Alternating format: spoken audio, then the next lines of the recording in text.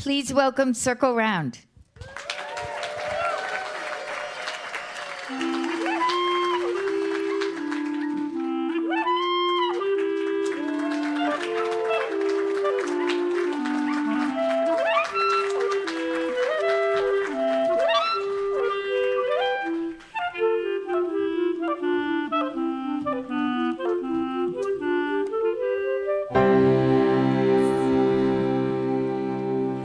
Hi, everybody.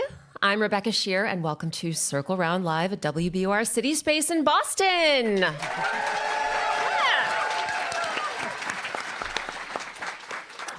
Whether you are joining us in person or you're tuning in virtually through our live stream, we are thrilled and grateful to have you here. And I am thrilled and grateful to introduce the other people on stage who will be bringing these stories to life with me.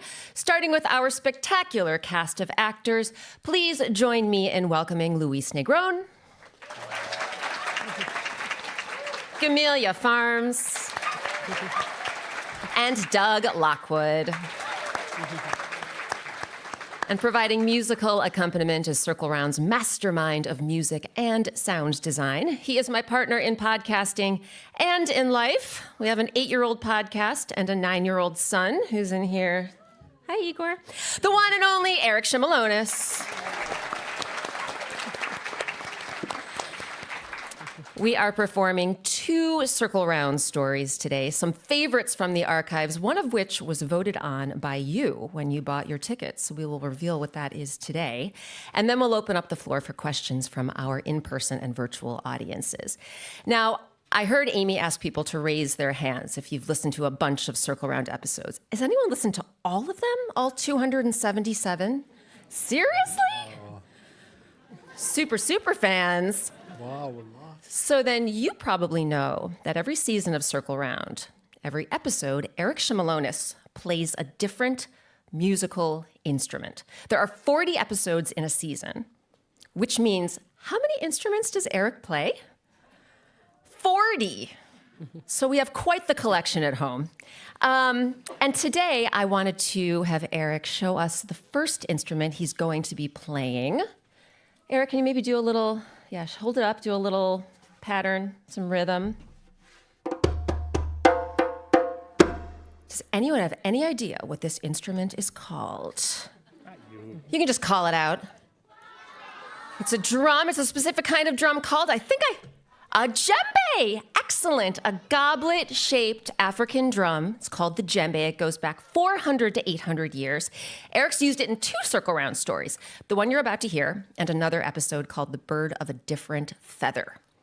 So, versions of this tale that you're about to hear come from parts of East Africa. We originally recorded this story live in Minneapolis, and we're so excited to bring it to life today. But before we do that, we're going to need your help, because we're going to be doing some of the talking, but you're going to be doing some of the acting in this story as well. Each of you is going to be playing a bunny. An adorable little bunny. You can choose the color, you can choose the size, you can choose the ear length. You're going to be a bunny. So we're going to divide the audience into 2 parts. Let's have, this is perfect, right down the center aisle. Over here, I want this half of the audience to be the bunnies who are playing. So you're a bunny, you're having fun. I don't know, what do bunnies do? Play cards? I don't know. Whatever you do when you're a bunny and you're having fun. We're going to practice that sound right now, okay? I'm going to hold out my arms. And then when I go like this, I'm going to ask you to please bring the playing to a stop. So, here we go. 1, 2, 3, play! Nice. A little more. Even more fun. We're having so much fun. And beautiful. Thank you, playing bunnies. This side of the audience, you're the crying bunnies. You're crying. So, I'm going to hold out my arms and we're going to do a little crying, okay? And when I do this, that is the halt. Okay, here we go. 1, 2, 3. Oh, that's so sad. And nice. Okay, so the playing bunnies, the crying bunnies, keep that in mind as we bring to life a story called Home, Sweet Home.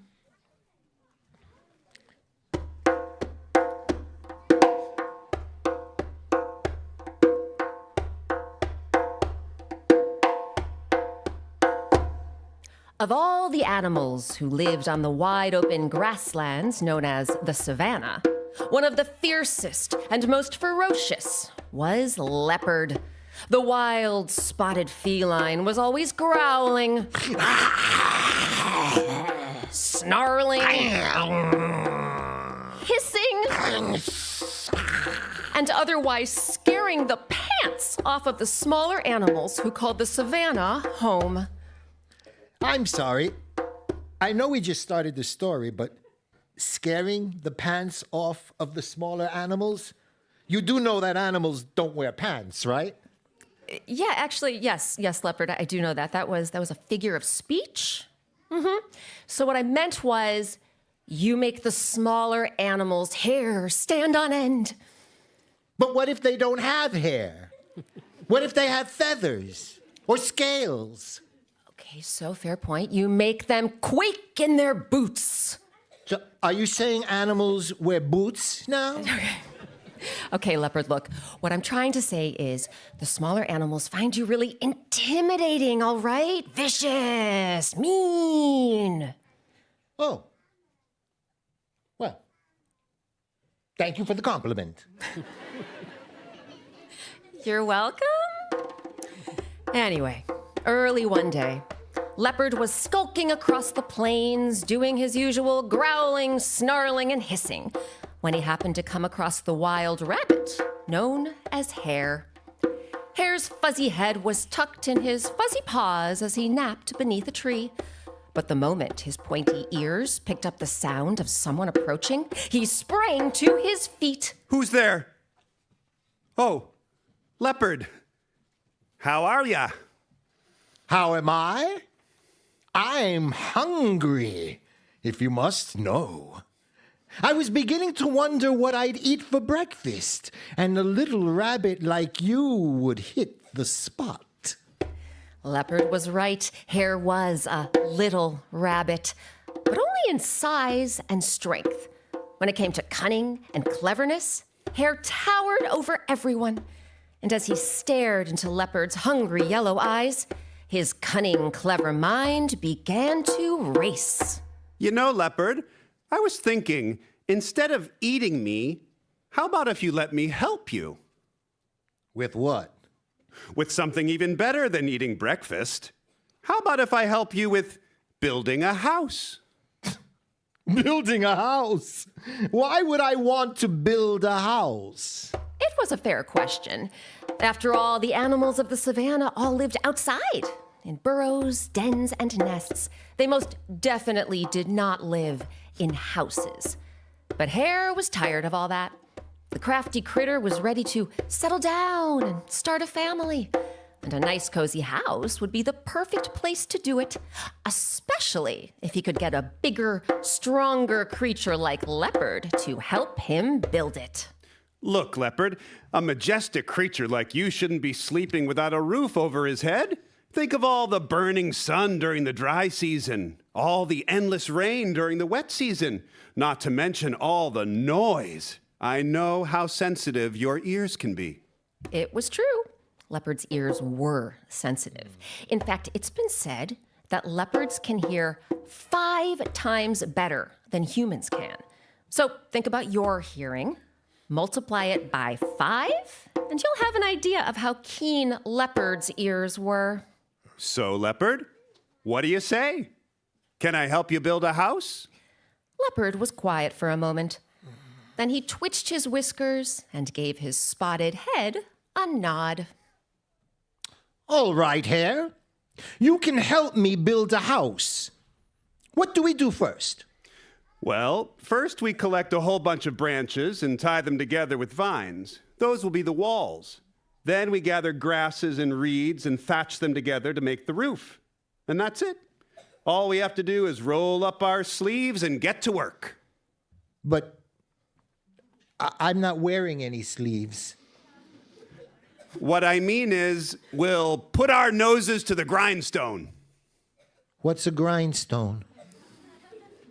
And what if it smells bad? You know what, Leopard? Never mind. Let's just get started. So they did. Leopard used his powerful claws and jaws to carry thick branches and yank down vines. While Hare hopped around snatching up tufts of grass and clusters of reeds. Hoppy, hoppy, hoppy, hoppy, hop. And by nightfall, the house was finished. We did it, Leopard. We built a house. Now we just need to put up the wall. The wall? We already put up 4 walls. Why do we need another one? To separate the house into rooms, of course. 1 room for you and 1 room for me. Leopard blinked his bright yellow eyes. Hang on there, Hare. Since when do you get a room? You offered to help me build my house. On the contrary, Leopard, I offered to help you build a house. Can we maybe rewind and listen to that part again? Are you serious? Rewind? I mean, it's a live show, but I don't see why not. Can we rewind?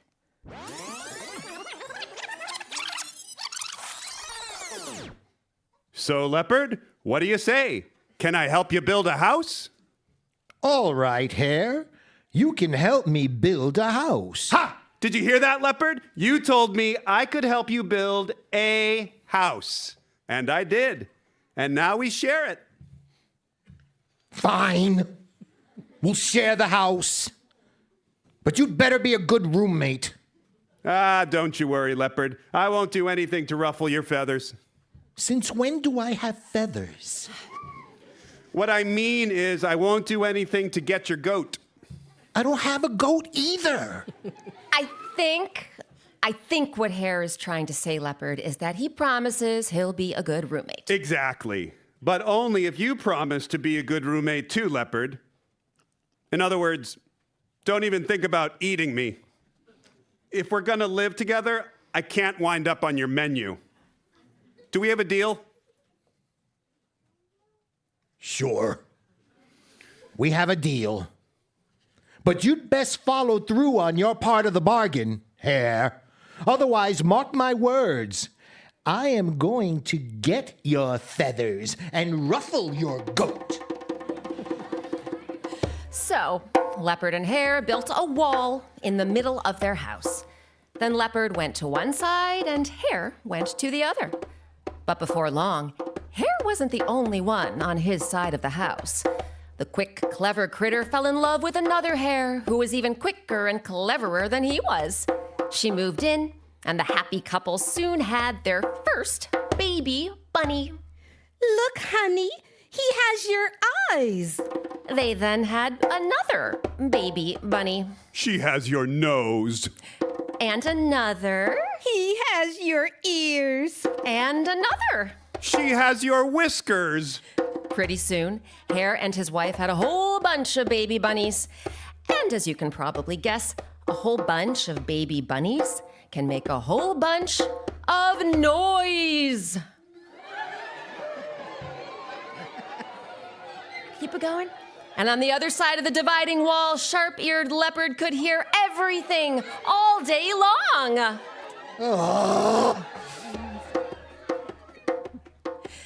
It was better once the bunnies fell asleep each night. But even then, Leopard's keen ears were still ringing. So as you can imagine, it wasn't long before he was ready to blow a fuse. I'm sorry, blow a what? What's a fuse? It's another figure of speech, Leopard. What I meant was you're ready to flip your lid. I don't have a lid. You're about to go through the roof. But I have a perfectly good door. Why would I want to go through the roof? The point is you're annoyed, right? Oh, absolutely. I can't get any peace and quiet with those rambunctious rabbits carrying on like that. I know I promised Hare that I wouldn't eat him. But I never promised that I wouldn't eat his bunnies. Perhaps I'll start picking them off one by one. They'd make a most delightful snack. Meanwhile, on the other side of the house, Hare and his wife were sensing Leopard's growing unease. Sweetheart, I can't help but worry about Leopard. Me too. He's always been a grumpy and grouchy sort, but these days, he's grumpier and grouchier than ever. Right? I fear it's just a matter of time before that testy cat loses his temper and snatches one of our bunnies. How do we keep them safe? Well, it just so happens I have an idea, but I'll need your help, so listen up. Hare's wife leaned in and whispered her plan into her husband's pointy ear. And the next morning, after their boisterous bunnies bounced out of bed, Hare and his wife told their children to pretend to cry. All the wailing, whimpering, and sobbing made more of a racket than ever. And on the other side of the wall, Leopard was in more of a tizzy than ever. Oh, why can't those bunnies keep quiet? I must put a stop to this nonsense once and for all, and finally treat myself to a well-deserved bunny buffet. But just as Leopard was about to smash through the wall and help himself, he heard the voices of Hare and his wife. Children! Children! Please quiet down and listen. Thank you. My darling dears, I know you were crying because you are hungry. But don't you worry. Your father will go out today and get you more food. That's right. I know how much you loved that elephant meat I brought home the other day, so I'll go out and hunt another elephant. On the other side of the wall, Leopard's whiskers began to tremble. Elephant? That scrawny little hare is mighty enough to hunt an elephant? So he can feed it to his children? He must be more fierce than I realized. Leopard spent the next few days stepping extra softly so as not to irk the elephant hunter in the next room. However, his enormous appetite soon made him forgetful.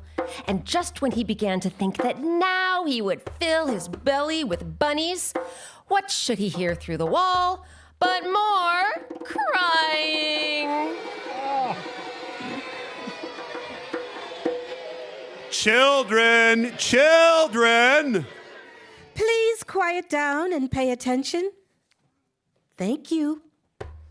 Your father and I know you're hungry again, but I'm sure we still have some lion meat lying around. Lion meat? Actually, no. It's been a few days since I hunted that lion, and we're all out. Oh, how about cheetah then? Cheetah? No more cheetah either. Hyena? Hyena? Oh, come on. That scrawny canine barely lasted us a day. Well, in that case, you'll have to hunt something new, sweetie. Like what? Well, the kids were just telling me how much they've been wanting to try something else. Really? And what's that? They'd like to try leopard. Oh, that settles it then. I'll get them some leopard. Back in a flash. Across the dividing wall, a shiver shook Leopard's body from head to tail. Oh, dear me. If Hare can easily hunt elephants and lions and cheetahs and hyenas, he could certainly make short work of a leopard. I'd better get out of here. Without wasting a beat, he took to his paws, burst out of the house, and raced across the savannah, running as fast and as far as his spotted legs could carry him. Hare and his wife figured there was no way they would ever see that fraidy cat again. But then, about a week later, after the couple tucked their bunnies into bed, they heard two voices approaching the house. One voice belonged to Baboon. So, is this the place? The other voice belonged to Leopard. This is the place, all right. The house I helped build with my own four paws. And that's why you have every right to live here, Leopard. So go ahead, move back in. But Baboon, what about Hare? He's a mighty ferocious hunter. So you told me, but think about it. There's no way that pointed-eared runt could possibly hunt an elephant, or a lion, or a cheetah, or a hyena. So how could he lay a finger on you? Wait, so hares have fingers now? Figure of speech, leopard. Figure of speech. Right. I guess you do make a good point, Baboon. Hair is pretty puny. So, yes, I'll just march in there, reclaim what's mine, then devour those hares for dinner. That's the spirit.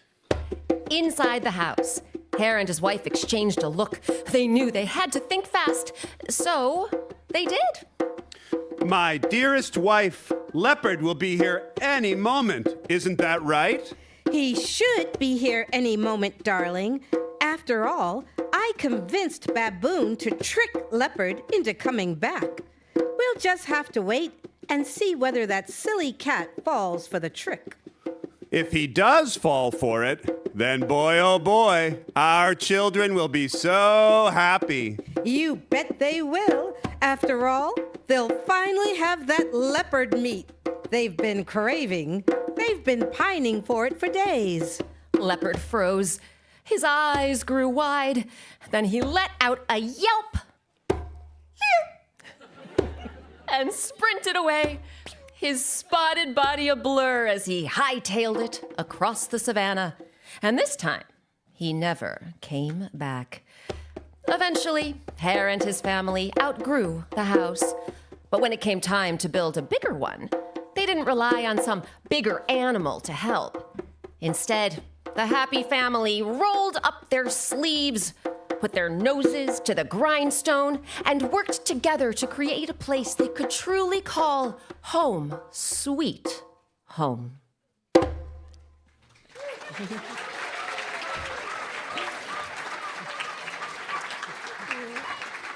Thank you. Our next story is a very special one because you voted for it. When your grown-ups bought tickets for this event, you were invited to vote for one of 5 stories you would like to see us perform. And it was a very close race, but this story came out on top. We originally recorded it live in Portland, Oregon, and we found versions of this tale from the East Asian island nation of Japan, which is also where Eric's musical instrument comes from. Eric, can you show us that very interesting instrument? Does anyone know what this instrument is called? You want to call it out? Maybe not as obvious as the last one. Piano? Actually, this one you do hit it with your fingers, right, Eric? It has buttons on it, sort of like a keyboard, like a typewriter. It's called the Taisho Goto, and it first appeared in Japan during the early 1900s. And it's really interesting. Eric does all this research about instruments, and he discovered that it's also become popular in East Africa, where our last story came from, only there it's called the Taisho Koto, not Taisho Goto. So once again, circle around, everyone, for the doggies in the window.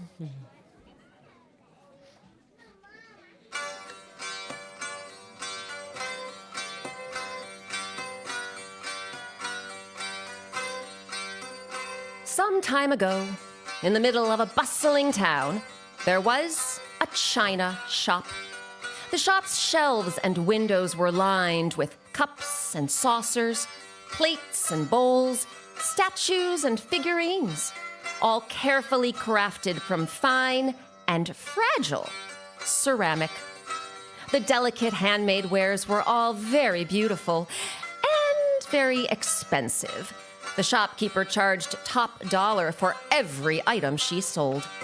So one day, when a young schoolboy walked through the door, his clothing ragged and patched, his shoes worn out and scuffed, the shopkeeper eyed him with suspicion.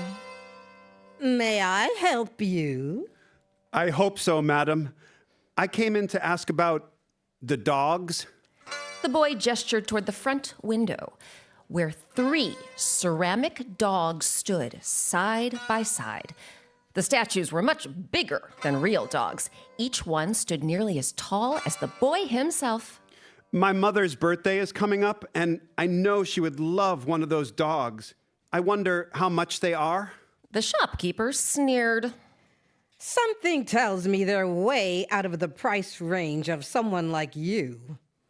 Why don't you buy your mother some trinket or other at the second-hand store down the road? But I've been saving up. Oh, you have you? Well, trust me, you haven't saved nearly enough for one of those dogs. In fact, I doubt you saved enough for anything in this shop. Just then, who should come striding through the door but the town judge? The wise man was highly respected by everyone in town, including the shopkeeper, who came hurrying toward him with a beaming face and open arms. Well, hello, Your Honor.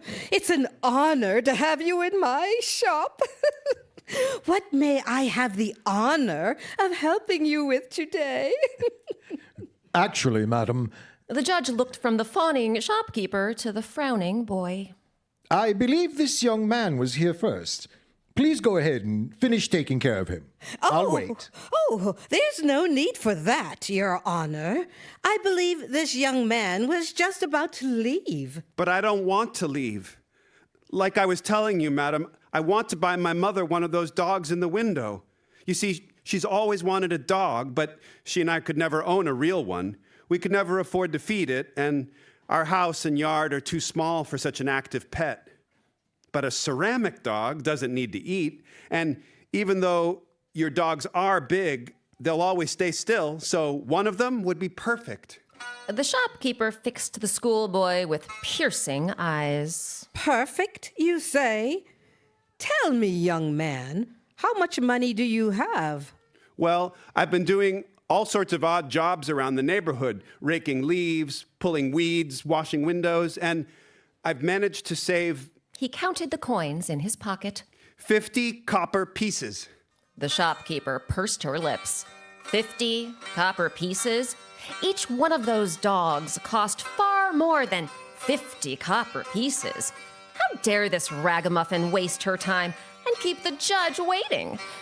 The judge, meanwhile, sensed the shopkeeper's displeasure and disdain and decided it was time he entered the conversation. Young man, 50 copper pieces is quite commendable. Good for you for working so hard to save up. Thank you, Your Honor.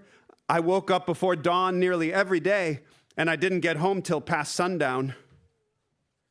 Goodness, those are longer hours than I work. And I consider myself a very industrious person. Well, what can I say? I love my mom. I appreciate everything she's done for me, and I want her to be happy. That's why I'm hoping 50 copper pieces will be enough to buy her one of those dogs. The shopkeeper was quick to cut in. Listen, kid, I hate to burst your bubble, but if you really think that 50 copper pieces is enough, then you are absolutely correct.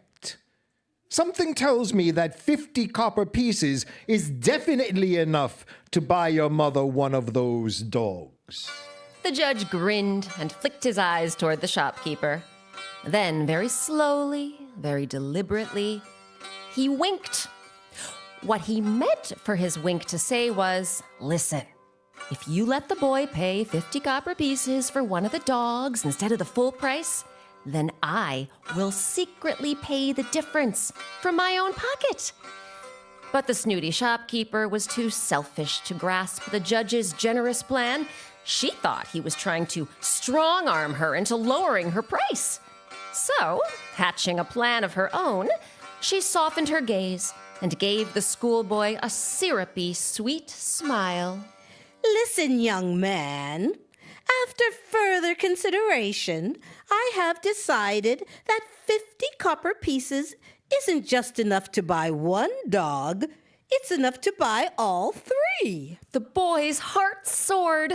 Provided you can carry one of the dogs home without any help. The boy's heart sank. But madam, those dogs are so big, even a grown-up person would have trouble carrying one of them, let alone a kid like me. That's not my problem. You heard my offer, and my offer stands. carry one of those dogs home without any help, or the deal is off. The boy was quiet for a moment.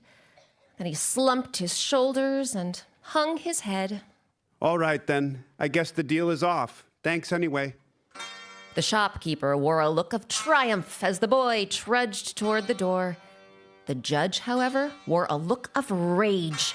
After a lifetime dedicated to serving justice, he knew that letting this hard-working boy leave empty-handed would be injustice. So, just as the boy was exiting the shop, the judge went racing over. Wait, young man. Don't leave.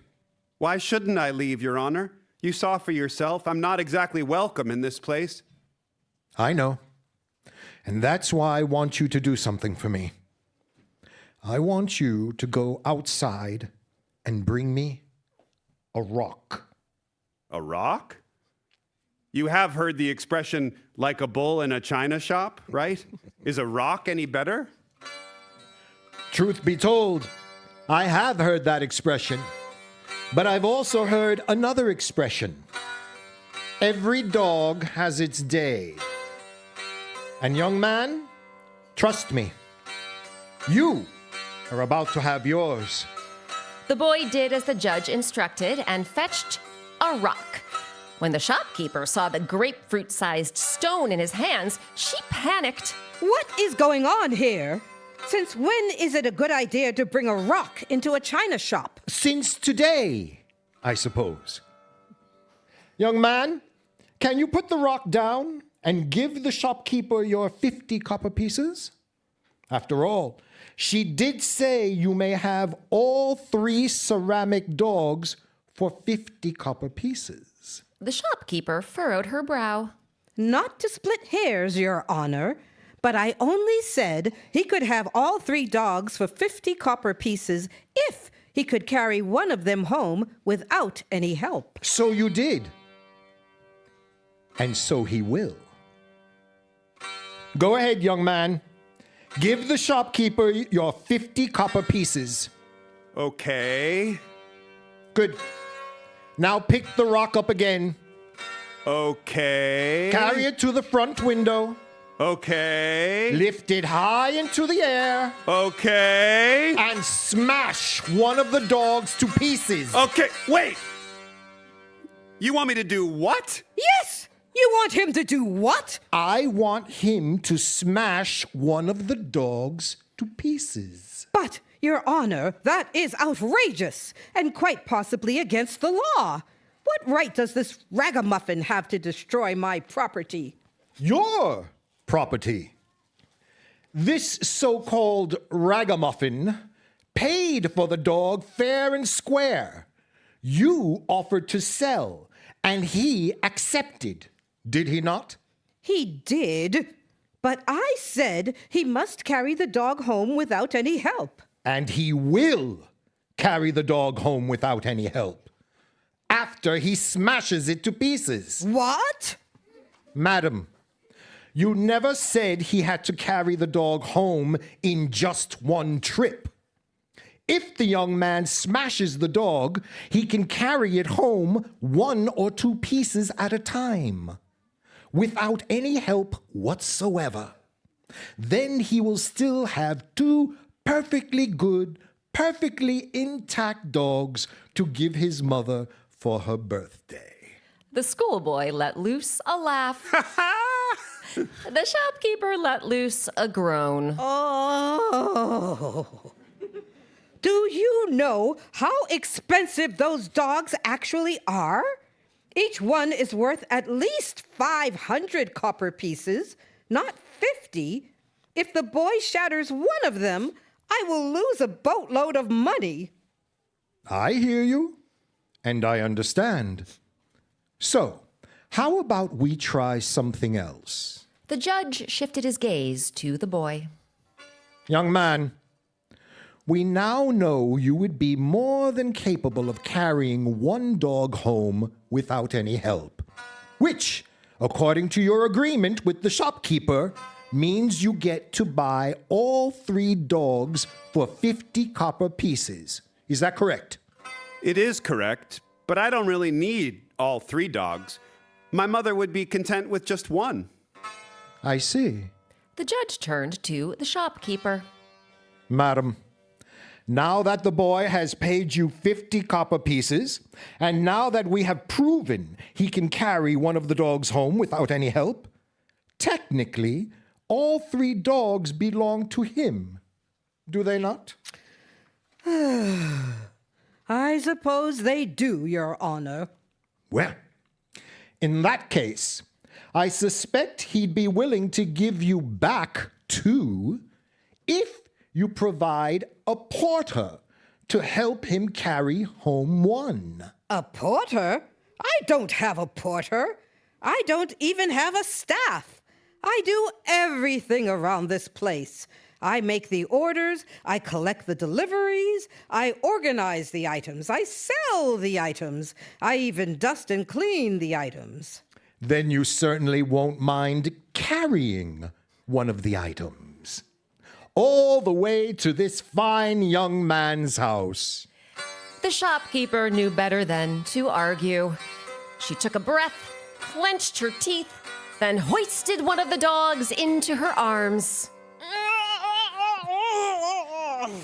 Then she hauled it out the door.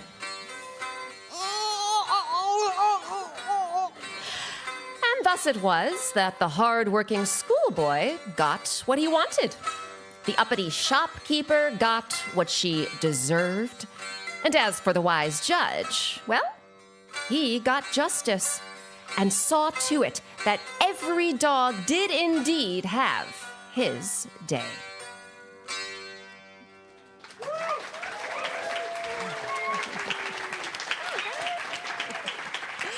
Thank you. Before we get to our audience Q&A, please join me in a big circle round of applause for our incredible actors on stage, Doug Lockwood, Camellia Farms, and Luis Negrón.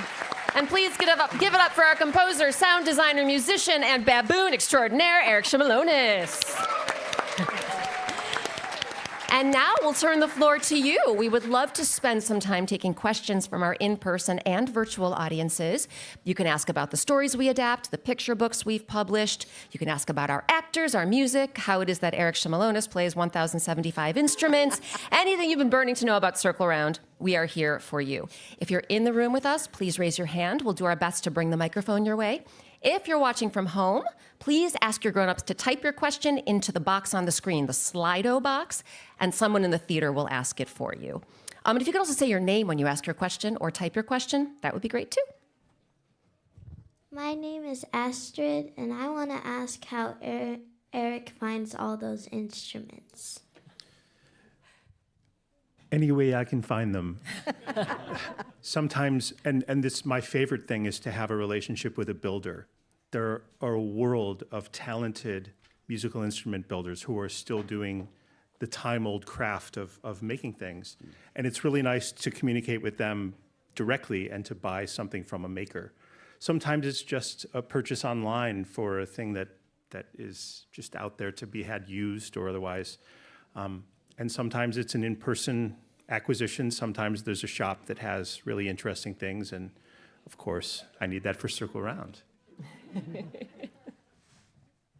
My name is Katie, and my question is, how do you play all those instruments and learn how to play them so fast? Thank you. Well, since I was maybe your age, I've always loved playing music.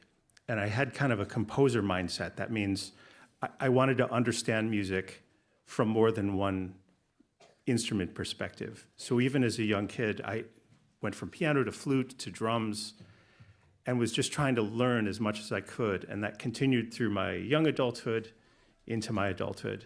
And at points I felt spread very thin, but then Circle Round came along and I thought, this is what I've been preparing my whole life for. We have a question from the virtual audience, which is also for Eric. Oh my God. You're very popular today. What is one of Eric's favorite instruments to play? Oh, it's so hard to pick one.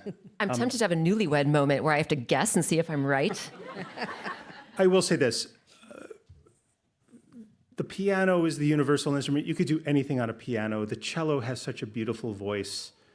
But I guess these days I'm enjoying the instruments that are a little more rare and unique.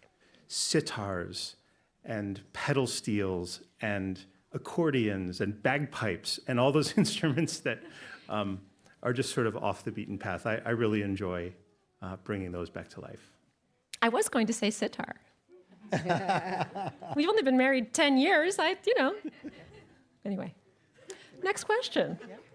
My name is Artie, and my question is, how do you make so many circle rounds? How do we make all the stories? Well, at this point, we've done 270, remind me, Eric, 276 episodes. 277 is coming out this Tuesday. It's our second episode recorded live at Symphony Hall.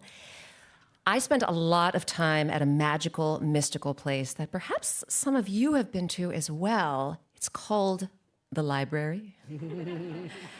Shout out, give it up to the library. Oh my goodness. Every library has a section that is not very often visited of folktales, fairy tales, myths, legends. And I am constantly hanging out around those shelves. I also use the Massachusetts library system, and I order books from all over the state, have them brought to my local library, and every week I bring home about 22 books. So either the librarians love it when I come, or they just can't stand it because they have to give me crates to take them home and dollies, But that's pretty much it. Research. And recently, we've been getting suggestions from fans, people who grew up in other countries hearing folktales from their parents, their grandparents, their caregivers. And we've done a lot of folktales that we found out about from fans like you. My name is Maddie, and what's your favorite story that you told? Are you asking me? Ooh, 277. That's like asking Stella which of her favorite kids is out of the 100. Boy, oh boy, it's really hard for me to say. Every week at the end of the show, if you listen all the way through the credits, we play a little montage of fans talking about their favorite episodes. We play 6 or 7 every week. We have a bit of a wait list. But every now and again, one of them will say, I don't have a favorite episode. I love all of them. And that's how I feel. I love all my kids. Question from the virtual audience. Kinley asks, how did you come up with the name Circle Round? Kinley, that is a wonderful question. WBUR, Boston's NPR, came to us many years ago asking the two of us to make a podcast for kids. And we came upon this concept of folktales told as what we then called radio plays. We now call them audio plays, because I'm not sure if the next generation really knows what a radio is. We came up with this concept. What we needed was a title. And Eric and I were kicking ideas around, and I thought back to the days when I was a camp counselor. I used to be a summer camp counselor in Ohio, where we're both from, and we would always have a story time. I loved telling stories to the campers, and I'd always say to them, circle around, everyone. Come on, circle around. Let's circle around. I would just say it without thinking, but I had this memory of saying it over and over and over to my 4 to 6-year-olds, and suddenly we thought, this is it. It's Circle Round. And then we found Sabina Hahn, our artist. She gave us that beautiful lion, and we were off to the races. My name's Libby, and why did you choose a lion for your front? That goes back to Sabina Hahn. Thanks for asking, because I can talk about Sabina all day. So, Sabina does an image for every episode, and then there's a coloring page that you can color that goes along with it. We had written a handful of episodes, one of which was called The Lion's Whisker. It hadn't come out yet. We now have the book, The Lion's Whisker. I saw some of you picking it up today and taking a look. We asked several artists, here are some stories. One is called Stella and the Dragon, one's called The Lion's Whisker. The other one didn't have a title yet, but something about an ocean being salty. We asked them to just draw pictures. Show us what your style would be if you had to illustrate these stories. And first of all, Sabina's art just spoke to us in a way that the others didn't. They were all very gifted, very talented. But there was something about Sabina's lion. She drew a picture, and I think this is the picture for the lion's whisker to this day, of the lion with the whiskers and 2 little children on those whiskers. And there was just something so welcoming about it. It was almost like this was the podcast, and those were the listeners, and they were drawing them in and holding them close. And next thing we knew, we had the lion. And now 8 years later, we've got lion T-shirts and tote bags and stuffed animals. It's all because of Sabina. What makes you inspire? What's your name? My name's Mayuk, and what inspires you to make these stories? Oh, is that a question for me? because I make them with Eric. What inspires me is knowing that we are putting these stories out into the world. We try to find folk tales that perhaps aren't as well known outside of their home region or home country or home culture. And just knowing that we are then sharing them with everyone all over the world. At this point, we have listeners in something like 161 countries. That's what keeps me going. And this past year, being on tour, going all around the country as far as Alaska, and getting to meet fans like you and seeing the difference it's making for kids and grown-ups alike, that keeps us going every day. It's worth saying that many of these stories are not just 50 or 100 years old. Some of these stories are thousands of years old and have been told from generation to generation throughout history. So to be part of the oral storytelling tradition and to further the cause of these stories and to get to tell them to you is a real thrill for us. Another question from the virtual audience. Natalie asks, Eric, how do you pick the instruments for each story? Well, we've already talked about how stories are from all around the world, and it only makes sense to tell a Chinese story with a taste of Chinese music, a Chinese instrument, or an Indian story with an Indian instrument, etc. So many of the instrument choices are based around what cultures a story is from and what instruments are from that culture that can help to properly underscore that story. Sometimes there's a story that's from everywhere, and we don't necessarily have to reflect a culture. So then it's just a choice of what sound of what instrument best helps to tell this story. And Stella and the Dragon is always a really great example. A story about a big dragon, and I just had acquired this big, beautiful orchestral bass, and just seemed like the right instrument with a lot of gravity and gravitas to play for a dragon. So that was that choice. Natalia, and my question is, how do you choose the name of the stories? Thank you, Natalia. I would say the biggest challenge for me is picking a title.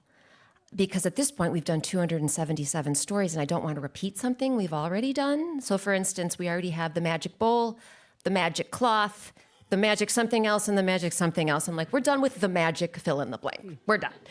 So I'm constantly trying to come up with new ideas, and I want to not just do the, so like with the picture books, A Taste of Honey, not a the title, The Unwelcome Guest, The Great Ball Game, but I was trying something new. One of my favorites, and this was not thought of by me, it was thought of by someone who works at WBUR named Amory Sievertson. She was our editor for a while. She has her own podcast. She's amazing. She called it Mangoes in the Middle. It was about two guys fighting over a mango tree. And I was like, how about the mango tree? How about the fight over the mango tree? How about the two guys fighting about the mango tree? And Amory said, how about mangoes in the middle? Winning. So it takes a lot of brainstorming, and it takes a village. Eric helps as well, finding titles. So it's a whole brainstorming process. Another question from the virtual audience, real quick, Amy, sorry. Luna asks, and this is for you and Eric, Rebecca, does your son Igor want to be on the show with you? Does Igor want to be on the show? He has been. Does he want to be? I think so. Igor has played a bunch of roles on Circle Round. Often when you hear the young boy, the fisherman's son, the cobbler's son, the tailor's son, that's our son, Igor. I think we let him play a mouse at one point, or a bunny. I do think he enjoys it. I will say we started the podcast when he was 1, and he had zero interest in Circle Round. Zero. And then he was 2. He still had zero interest in Circle Round. I think it was when he turned 3 that he actually wanted to listen, and now he is a part of the team. Before the podcast episodes go out to you, Igor gives them a listen and offers us notes to say, that part there you might want to think about, and this part, Daddy, the music's a little loud, or that part's too scary. Can you find a way to make it not so scary? So he has become a part of the Sheir and Shimelonis team. And this is the last question, Amy. Yeah. Oh, good. Last question. My name is Adrian, and I have 2 questions. The first one is, if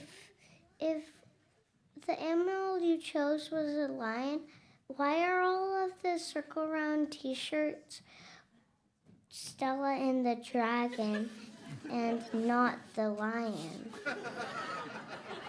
Thank you, Adrian. You're hired. It's consider it done. The original Circle Around t-shirt. Oh, I see an OG t-shirt. The original Circle Around t-shirt was the lion on the ladder. It is blue with the gold lion. And when launching the Circle Around Club, we wanted to try something different. And again, we get all these voice memos from listeners like you. My favorite episode is the ones we play at the end of the show. And Stella and the Dragon, at that point in history, was hands down the listener favorite. I think the three-legged pot is now in the lead. Not entirely sure, but Stella was the favorite. And there was something about that image of this big dragon and the woman sitting next to him and that sort of companionship that it sort of like spoke to. And that was what was chosen. Thank you. No one's ever asked me that before. Thank you. So the next T-shirt's going to have a three-legged pot on it. I think that's all we have time for, but you can ask your second question up at the desk. So reminder, if you have a ticket to But Why, stay in your seats and we'll very quickly give a stamp on your hand. Everybody else, head out to the lobby. And if you didn't get your question answered, Rebecca and Eric We'll be are in the there lobby. to answer your question. Thanks for circling around with us.